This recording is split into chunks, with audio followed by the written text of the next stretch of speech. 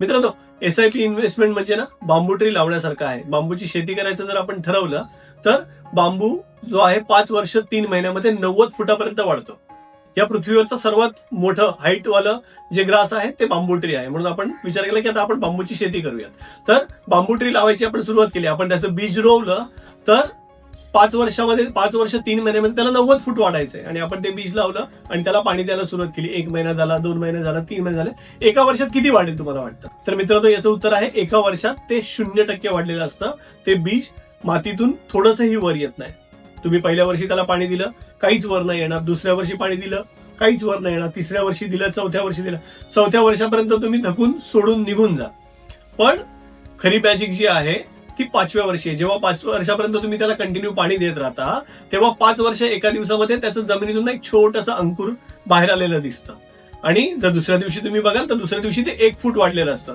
असं पुढच्या 3 महिन्यामध्ये ते 0 90 फुटापर्यंत जातं. म्हणजे असं आहे का की त्याला डायरेक्ट आपण 5व्या वर्षीच पाणी द्यायचंय? तर नाही.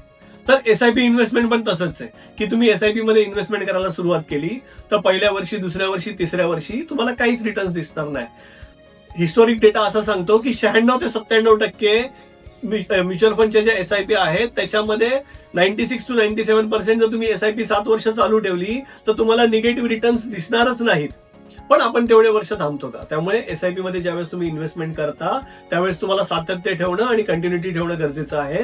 जसं बांबूच्या शेतीमध्ये तुम्हाला पहिले 4 वर्ष काहीच रिटर्न दिसत नाही, पण शेवटच्या 5 वर्ष 3 महिन्यामधल्या शेवटच्या 3 महिन्यामध्येच तो झाड जे आहे ते 0 90 फुटापर्यंत वाढतं. तसंच तुम्ही SIPच्या इन्व्हेस्टमेंटमध्ये सातत्य ठेवलं, 5 वर्ष किंवा 7 वर्ष इन्व्हेस्टमेंट चालू ठेवली तर तुम्हालाही चांगले आणि अफलातून रिटर्न्स येतील. त्यामुळे माझं तुम्हाला सांगणं हेच आहे की जर तुम्ही SIP चालू केली असेल तर मार्केटच्या छोट्या मोठ्या करेक्शनकडे किंवा छोट्या मोठ्या डिपकडे भीतीने नका बघू, तर ऑपॉर्च्युनिटीने बघा आणि तुमची इन्व्हेस्टमेंट चालू ठेवा. आणि तुम्ही जे झाड पूर्ण वाढणार आहे 5 वर्षांनी किंवा 7 वर्षांनी त्याच्याकडे लक्ष केंद्रित करा, रादर दॅन आता जे मार्केट थोडंसं खराब आहे किंवा निगेटिव्ह आहे किंवा फ्लॅट रिटर्न देतात त्याच्याकडे. तुम्हाला जर अशी SIP बद्दल काही इन्व्हेस्टमेंट करायची असेल तर मला खाली दिलेल्या नंबरवरती संपर्क साधा. Thank you. Disclaimer. Mutual funds are subject to market risk. Please read the offer document carefully.